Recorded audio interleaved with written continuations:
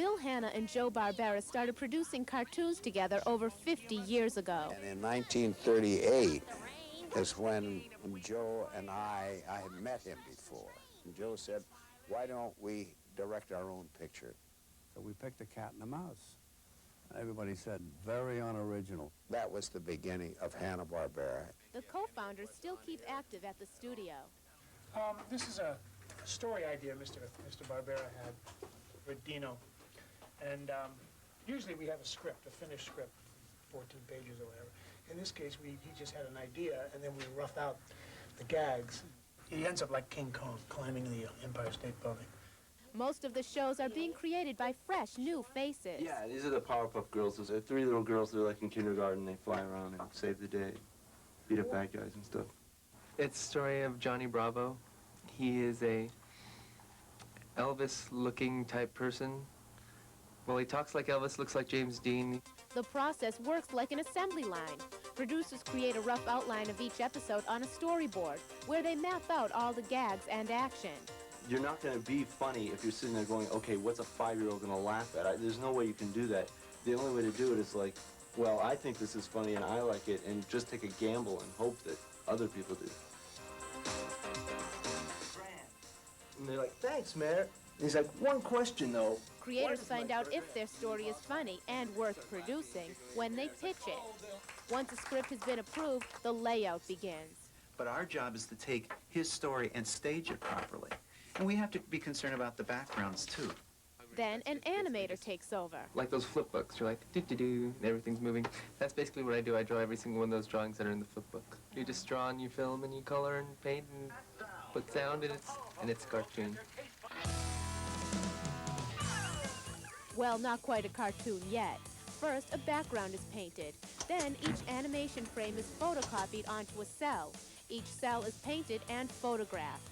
There are 24 frames per second of film, and each frame is made up of at least one cell, which has been hand-drawn and hand-painted. When any of this is cut, a lot of work is wasted. Still, plenty of film ends up on the cutting room floor. The producer will come in, he will direct us what cuts to make, we'll physically take apart this film and cut it to the correct length he shows us to do. The goal is to produce new cartoons that will entertain children and adults for generations to come. Lisa Bacon, CNN Newsroom, Los Angeles. The Walt Disney Company, as we know it, started off in 1923 with Walt and his brother Roy. Walt's first big hit came in 1928 with Steamboat Willie, starring Mickey Mouse. On the train trip back from New York to California, he invented Mickey Mouse on this train trip and wanted to call him Mortimer Mouse. And Walt's wife, Lillian, really sort of put her nose up in the air and said, no, you can't call this Mortimer. That's too highfalutin of a name. Steamboat Willie brought new life into a dying Disney studio and set the standard for all animation to come. Not only was it the first Mickey Mouse cartoon, it was also the first synchronized sound cartoon. The first cartoon that actually had a soundtrack that mimicked the actual movements of the mouth movements on the cartoon. Snow White was first released in 1937 and is the first feature-length animated movie.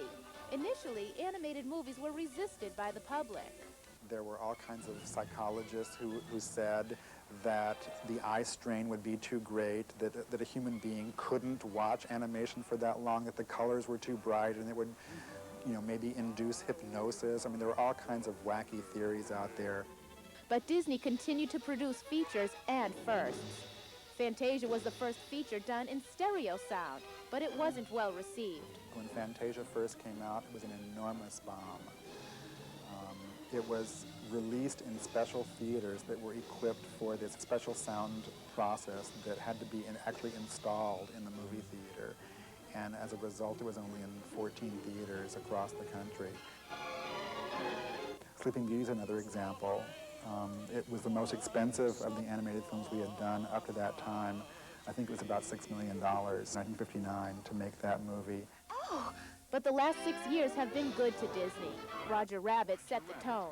The Little Mermaid, Beauty and the Beast, Aladdin, and The Lion King have solidified Disney's position as an animation giant.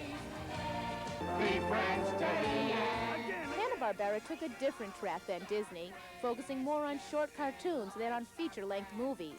In 1937, the Bill Hanna Joe Barbera team created Tom and Jerry, which went on to win 7 Oscars. We went back to making Tom and Jerry, and we made those for the next 20 years. I think we made over 100 of them. Their best-known series is probably the Flintstones. Launched in 1960, it was the first primetime animated series. We created a family of pilgrims, a family of Romans, a family of hillbillies, a contemporary family. And nothing worked until we happened to put them in skins and they became cave people. The Flintstones opened the door to other primetime cartoons, like the Jetsons and Johnny Quest. The longest-running animated series ever is Scooby-Doo. That wacky dog prowled the airwaves for 17 years. In 1981, Hanna-Barbera introduced the Smurfs. These little blue creatures were popular with children and parents. With the exception of the computer, the animation industry has changed very little in the past 60 years. But Disney and Hanna-Barbera agree the computer will never replace the animator. The computer is just a tool, like a pencil. But the computer would never replace an animator. It can move the characters, but it can't put any feeling or timing into them. So you can expect a person and a pencil to remain the driving force behind animation.